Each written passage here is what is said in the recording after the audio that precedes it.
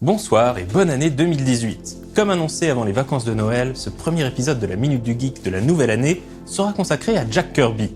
De son vrai nom Jacob Kurzberg, ce dessinateur de comics est considéré comme l'un des plus grands artistes de ce médium, et de son vivant il était fréquent de le surnommer le King.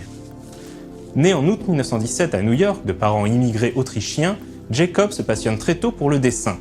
Il apprend d'abord en recopiant les dessins des grands maîtres du comic strip de l'époque comme Milton Caniff, Alex Raymond ou encore Al Foster.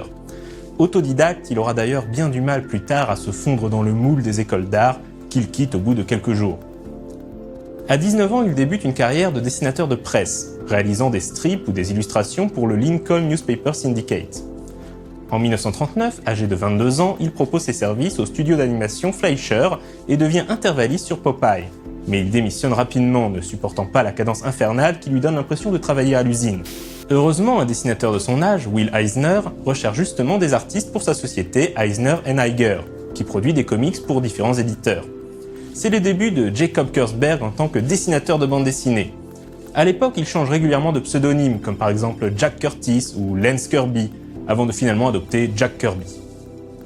En 1940, Kirby est recruté à temps plein par l'éditeur Fox Feature Syndicate, un ancien client d'Eisner et Eiger, pour travailler sur les aventures du super-héros Blue Beetle. C'est là qu'il rencontre Joe Simon, qui devient son partenaire créatif. Après avoir quitté Fox Feature, les deux hommes pitchent le personnage de Captain America à Timely Comics, futur Marvel. Mais nous avons raconté cette histoire en détail dans une précédente Minute du Geek. S'estimant sous-payé par Timely Comics, Kirby et Simon partent finalement travailler pour son principal concurrent, National Comics, futur DC. La carrière de Jack Kirby sera régulièrement ponctuée de va-et-vient entre ces deux éditeurs. En 1943, Kirby est mobilisé et part en Europe au sein du 11e régiment d'infanterie de l'armée américaine. De par son talent pour le dessin, on lui confie des missions de reconnaissance durant lesquelles il doit notamment dessiner des cartes et des plans.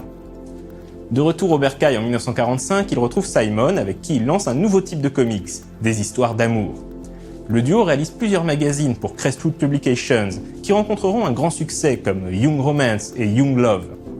Ils tenteront également de monter leur propre maison d'édition, Mainline Comics, mais ce sera un flop. C'est la fin du partenariat entre Simon et Kirby.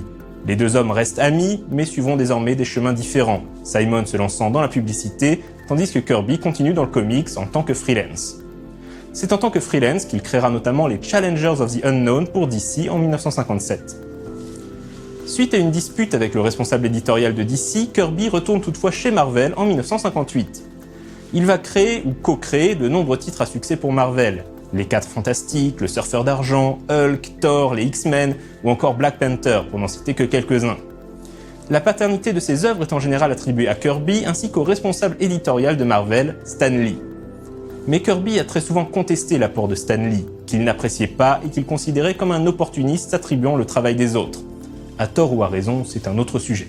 De plus en plus frustré à Marvel et agacé de voir Stan Lee être mis en avant, Kirby retourne chez DC en 1970, à l'invitation de son nouveau responsable éditorial, Carmine Infantino, une vieille connaissance. Kirby, au sommet de son art et plus imaginatif que jamais, a carte blanche. Entre 1971 et 1975, il créera notamment le 4e Monde, Kamandi, Etrigan le démon ou Omak. Mais la politique éditoriale de DC évolue, et à nouveau Kirby ne s'y retrouve plus et décide d'aller voir ailleurs, en l'occurrence en retournant chez Marvel où il restera jusqu'en 1979. En 1979, il décide de changer de milieu. Recruté par les studios Hanna-Barbera, il travaillera notamment sur une série animée des 4 Fantastiques, ainsi que sur de nouveaux personnages comme Thundar le Barbare. Il réalisera également les vrais faux concept art qui serviront lors du subterfuge canadien, le plan visant à exfiltrer 6 diplomates américains piégés en Iran en les faisant passer pour l'équipe de tournage d'un film de science-fiction nommé Argo.